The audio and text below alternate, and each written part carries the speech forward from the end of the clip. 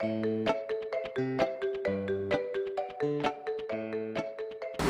and remember, don't be shy. If you've only got, say, bananas, maybe you could do a whole banana smoothie. So you could do just a bunch of bananas, or even maybe a bunch of bananas and just one lemon, just to get the taste. I did that for a while, and it's no problem at all. So yeah, just a little idea. You don't need to have a big variety of fruit. I know fruit's really expensive nowadays and that. So if you could just get some cheap bananas, get yourself some limes, and yeah, and you'll have a perfectly good green smoothie with just greens, banana, and lime. Oh, and one last thing I forgot to tell you guys. If you're not really into the taste of the wheatgrass juice that I did in my other video, and I'm going to link that over here.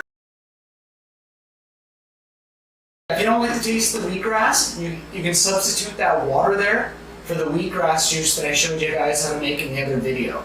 Make sure you click on it, check it out, and then you'll get the double benefits. So you'll be able to get wheatgrass juice, plus whatever other baby greens you want, and plus all your fruits in there. And you can even experiment too. Like there's no rules for making a smoothie. You can put carrots in there, beets, and like I say, there's no hard and fast rules. You guys should see my hot pink smoothies that I make, which I'll probably make another video on. So thanks again.